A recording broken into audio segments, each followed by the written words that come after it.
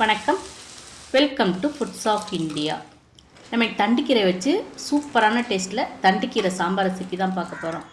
வழக்கமாக நம்ம சாதத்துக்குன்னு சாம்பார் வச்சோம்னா அது சாதத்தோடு கலந்து சாப்பிட தான் நல்லாயிருக்கும். டிஃபனுக்கு அந்தளவுக்கு பொருத்தமாக இருக்காது. ஆனால் அந்த தண்டுக்கீரை சாம்பார் டிஃபனுக்கும் நல்லாயிருக்கும், சாதத்தோடு கலந்து சாப்பிட்றதுக்கும் சூப்பராக இருக்கும்.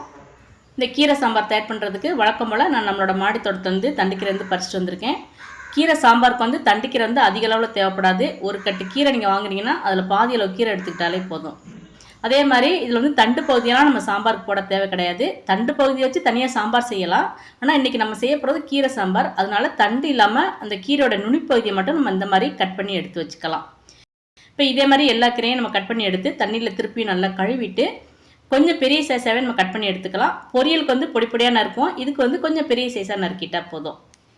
சாம்பாருக்கு தேவையான கீரையை நம்ம ரெடி பண்ணிட்டோம். இப்போ சாம்பாருக்கு தேவையான பருப்பு நம்ம வேக வச்சு எடுத்து வச்சுக்கணும். அதுக்காக நான் 1/2 கப் துவரம்பருப்பை தண்ணியில் நல்லா கழுவிட்டு 1/2 மணி நேரம் நல்லா ஊற வச்சு வச்சுருக்கேன். இப்போ ஊற வச்சுருக்க பருப்பு நம்ம ஒரு குக்கரில் போட்டு நல்லா வேக வச்சு எடுத்து வச்சுக்கணும். இப்போ பருப்பு கூட நான் தேவையான தண்ணி ஊற்றி இது கூட 1/4 டீஸ்பூன் பெருங்காயத்தூள், 1/4 டீஸ்பூன் மஞ்சள் தூள் சேர்த்துருக்கேன். 1/4 டீஸ்பூன் அளவுக்கு எண்ணெயும் சேர்த்துருக்கேன். ஏன்னா எண்ணெய் ஊற்றினோம்னா தான் அந்த பருப்பு குக்கரில் பொங்கி வெளியே வராமல் இருக்கும். இப்போ குக்கர் மூடி போட்டு வெயிட் போட்டு குறைஞ்சது ஒரு 4 விசில் வரைக்கும் நல்லா வேக வச்சு எடுத்து வச்சிட்டோம்னா நம்மளோட பருப்பு நல்லா இந்த மாதிரி குழஞ்சி இருக்கும். அந்த மாதிரி குழைவாக இல்லாமல் இருந்துச்சுன்னா கரண்டினால நல்லா மசிச்சு விட்டுருங்க. சாம்பாருக்கு பருப்பு நல்லா குழைவாக இருக்கணும். அப்போ தான் சாம்பாரில் அந்த பருப்பு நம்மளுக்கு வெளியே தெரியாது. அதே மாதிரி சாம்பாரும் நல்லா கெட்டியாக இருக்கும்.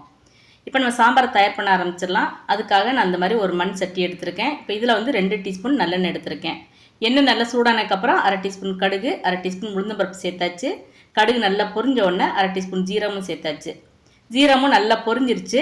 இப்போ 1/4 டீஸ்பூன் வெந்தயம் சேர்த்துக்கணும். இது கூட 4 மிளகாத்தில் அது மாதிரி காம்பை கிள்ளி சேர்த்தாச்சு. 1/4 டீஸ்பூன் அளவுக்கு பெருங்காயத்தூளும் சேர்த்தாச்சு. இது கூட 10லேருந்து 15 சின்ன வெங்காயத்தை இந்த மாதிரி முழுசாகவும் சேர்த்துக்கலாம். அப்படி இல்லைன்னா 1-2 நறுக்கியும் சேர்த்துக்கலாம்.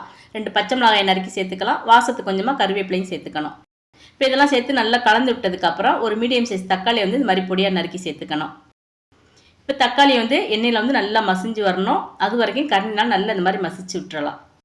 தக்காளி நல்லா இந்த மாதிரி மசிஞ்சதுக்கப்புறம் 1/2 டீஸ்பூன் மஞ்சள் தூள் சேர்த்துக்குங்க. இப்போ 1 டேபிள் ஸ்பூன் அளவுக்கு சாம்பார் பொடி சேர்த்துக்கலாம்.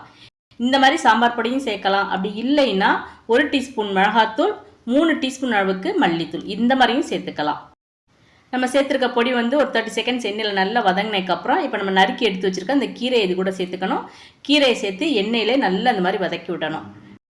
கீரை எண்ணெயிலே நல்லா வதங்கி சுருண்டு இந்த அளவுக்கு நல்லா குறைஞ்சி வர ஆரம்பிச்சிடும்.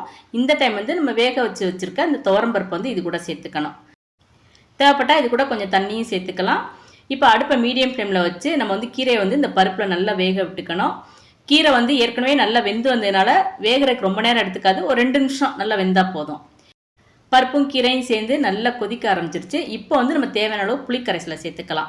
கீரை சாம்பாருக்கு புளி அதிகமாக போடக்கூடாது. ஒரு சின்ன நெல்லிக்காயை விட கொஞ்சம் குறைச்சே நம்ம புளி சேர்த்துக்கலாம்.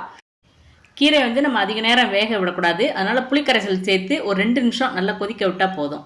அதுக்கப்புறம் நம்ம இந்த கீரை சாம்பாருக்கு தேவையான உப்பு கடைசியாக அதில் சேர்த்துக்கலாம். கீரைக்கு நம்ம முதல்ல உப்பு சேர்த்துடக்கூடாது. அதனால் இறக்க போகிற நேரத்தில் கடைசியாக நம்ம உப்பு சேர்த்துட்டா போதும். அவ்வளோதான். இப்போ நம்ம அடுப்பை ஆஃப் பண்ணிடலாம்.